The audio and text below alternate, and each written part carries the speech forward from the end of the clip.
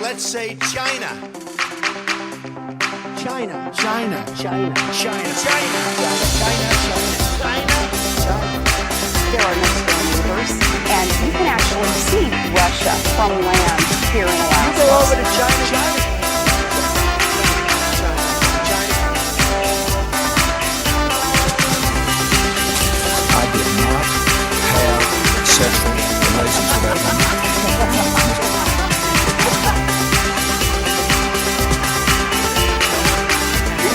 Trump's statement, tweeting out insults to Angela Merkel. What's he doing? Ladies and gentlemen, please welcome your host. Yes. Hello, and welcome. I am James Andrews, and you are listening to So This Happened, the only news you need if you still wear Brute aftershave. Because if you do, you have no friends, and I am probably the only person that will talk to you. It's Friday, the 15th of September 2017, and I just want to say a big fuck you to ISIS for ruining what was going to be a really fun Friday. 29 people are being treated for burns after a bomb was set off in a London Underground train. Now, thankfully, nobody was killed in this attack. There are photographs of the device that people in the train managed to snap on their phones.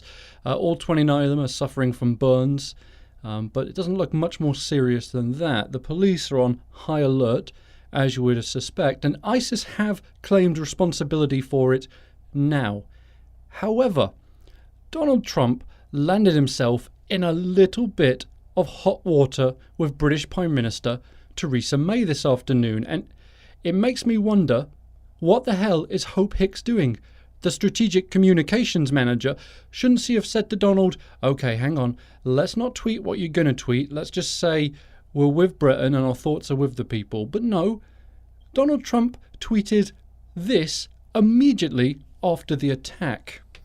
Another attack in London by a loser terrorist. These are sick and demented people who were in the sights of Scotland Yard. Must be proactive. Okay, so there's a few things wrong with that tweet, and I think, rather than me tell you, let's listen to the British Prime Minister. Ladies and gentlemen, Theresa May.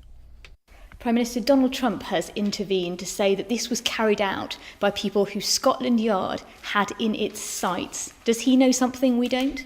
I never think it's helpful for anybody to speculate on what is an ongoing investigation. As I've just said, the police and security services are working to discover the full circumstances of this cowardly attack and to identify all those responsible.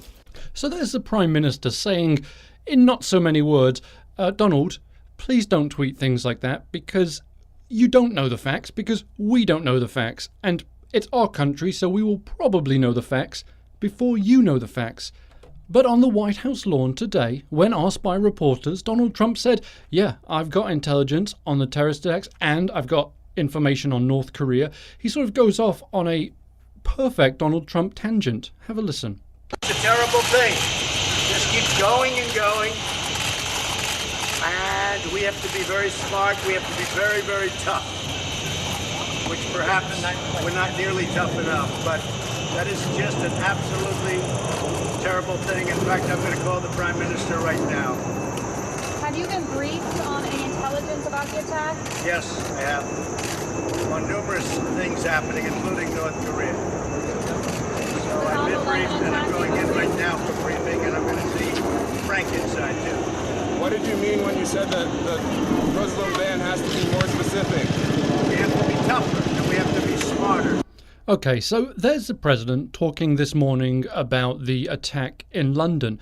And off on a tangent slightly, but does anybody else find it very strange that before even any news really had broken on this, he's already saying terrorists, Islamic terrorists did this, yet in Charlottesville, he still won't admit that it was white supremacists that caused the death of that girl.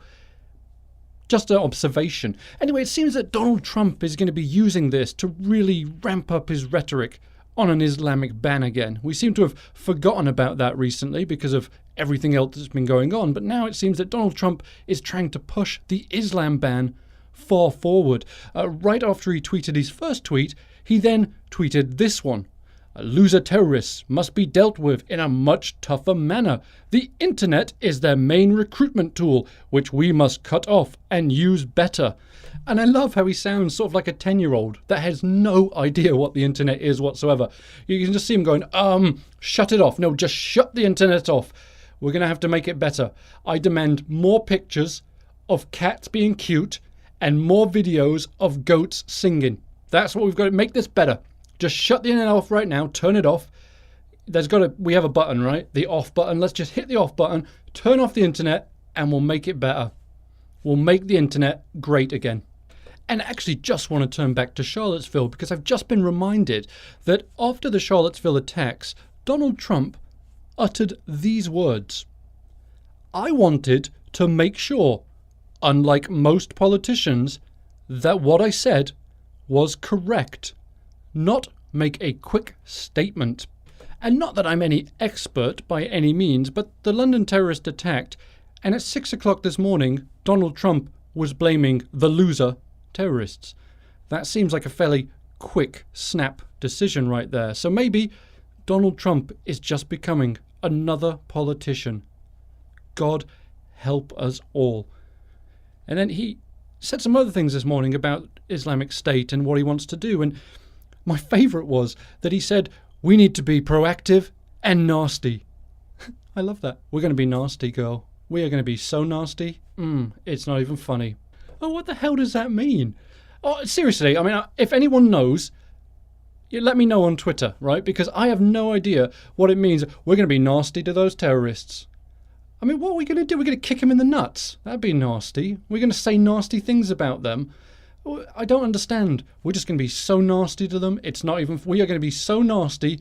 They are just going to turn around and go, by Allah, you have been so nasty to us. Why are you so nasty? You're such a nasty man. I thought Hillary Clinton was the nasty one. But no, it's you, Donald. You're the nasty one. And that wasn't the end of his tweets this morning, because another one came out at 6:54 a.m., which is quite early. And this tweet read, the travel ban into the United States should be far larger, tougher, and more specific. But stupidly, that would not be politically correct. Well, Donald, I don't think it would be politically incorrect to say. I think it would just be sort of xenophobic and bigoted. Because what you are saying there, reading between the lines, which is not hard to do in this case, that you want to ban more Muslims from coming into the US. You use the word specific. You are upset because the courts overturned your ban, saying that it was indeed targeting Muslim nations, which you said, no, it's not. It's not. It is just targeting terrorists. That's all it's doing. We all know that what you really wanted to do was ban Muslims from the country, and this morning's tweet makes that perfectly clear when you talk about targeting people specifically. So why is Donald Trump bringing up the whole Muslim ban again now, when it seems that had sort of faded away?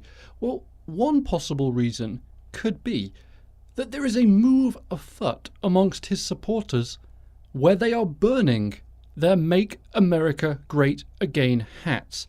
They're very upset by the suspected DACA deal that he orchestrated with Chuck and Nancy yesterday.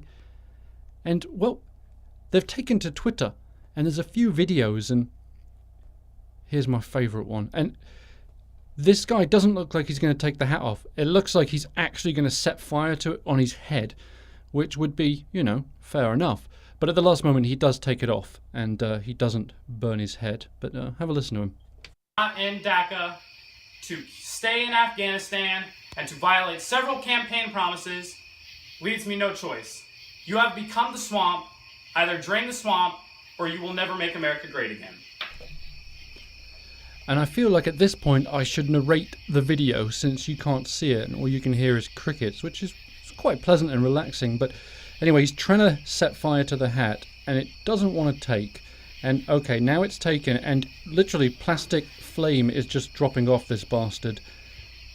That's a great hat. And now he's got this, well, it's just not burning well. Now it's sort of just melting. It looks like just plastic melting. Your move. Ooh, your move. That's pretty tough. That must have really upset Donald Trump.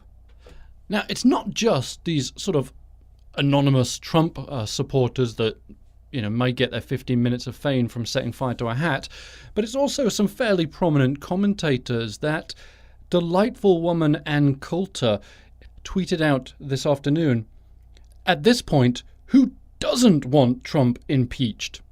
Which, whoa, okay. And a few moments later she said, "He'll cave on healthcare too." And then she went on to share a number of the videos of people burning the Make America Great hat. And it almost tempts me to go on the website and buy one so I can bring it home and burn it. But I'm not going to do that because, well, it's a complete waste of money.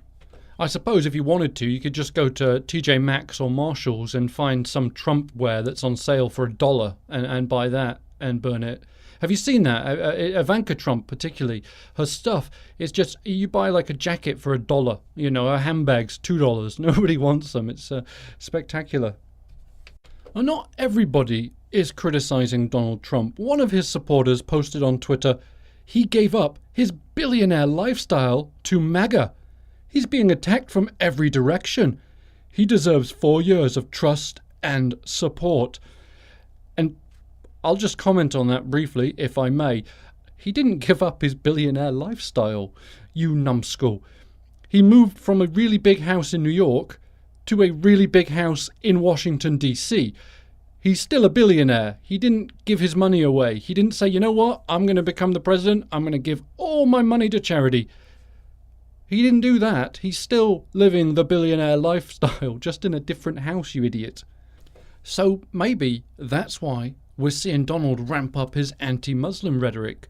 Is it to appease those fans of his who are now burning the hat? Because you can guarantee he's seen this.